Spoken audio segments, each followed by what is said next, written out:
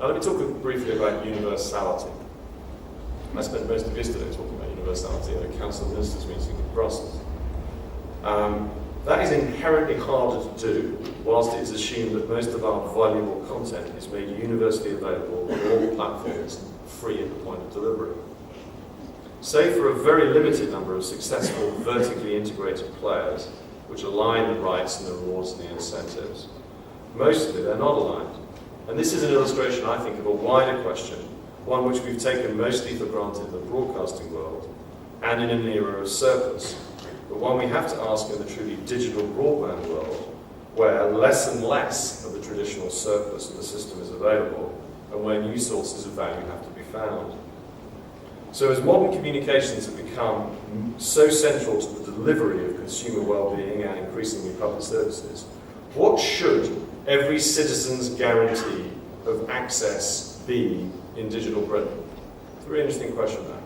What should every citizen's guaranteed access be in digital Britain? How do you achieve it, and how do you pay for it? Now, actually, the answer, like most of these things, is found piecemeal in a number of places, answered in different ways, through a different series of historical interventions, most of which, when you try to see if there is a common rationale, you discover there isn't. So let me example a few. We have the universal service obligation laid on British Telecom, which supports landline access, which of course now accommodates very basic internet and phone boxes, an odd combination. In fixed broadband, we made a commercial decision and a regulatory decision which had enormous public and market approval, which extended availability of basic broadband to 99% of telephone exchanges. But take-up in this country is still only 60%. And only 70% of homes have PCs. In mobile, interestingly, license conditions in the first set of licenses, so what is now colloquially known as 2G, and the surplus that came in the system through exponential growth and relatively high prices for consumers we were all willing to pay for the privilege of telephonic mobility, rolled 2G voice and text out to 98% of the population, so effectively another form of universality. But in 3G and in mobile broadband coverage, we're nowhere near there. And whilst there is some interest amongst the mobile operators that are looking at a new approach to universality in mobile data, it is not currently anything approaching a public service obligation. The BBC licence fee, another example, funds both radio, television, and increasingly online and broadband content over its distribution over a range of platforms. And the decision it took, or maybe it had to take 12 years ago at the dawn of digital, that license fee funded services would be available broadly on a platform and technology neutral basis, has been interesting, I think, because it's had very varied consequences. For many, those consequences have been popular. Look at the number of users of the iPlayer, but it's also challenging. Here's a question. Would the economics of the other advertiser-funded content companies look as they do today if they had not had to follow the BBC's lead, whether commercially or because Parliament had prescribed the potential for must-offer provisions? And challenging for the BBC, as it and others begin to question the boundaries of the licence fee. Now, the BBC has recognised, at times willingly and at times grudgingly, that it has responsibilities towards a wider community and to wider public policy objectives. The digital help scheme and marketing monies may not be part of the BBC's baseline funding, but there is no doubt that they are part of the licence fee. Nor doubt that the BBC itself has taken a leadership role in the march to digital terrestrial broadcasting switchover, a role recognised explicitly in the BBC's 6th Charter purpose, which could colloquially be described as helping to build digital Britain. One that potentially extends beyond narrow broadcasting to a much wider digital connectivity, and one that could find a longer-term purpose and legitimacy for the licence fee. Now, the BBC, of course, cannot do it alone, nor should it do it alone, and it has begun to talk the language of partnerships, and hopefully partnerships that might extend beyond the very narrow club of traditional public service broadcasters, many of whom, in truth, are running relatively single-form business models.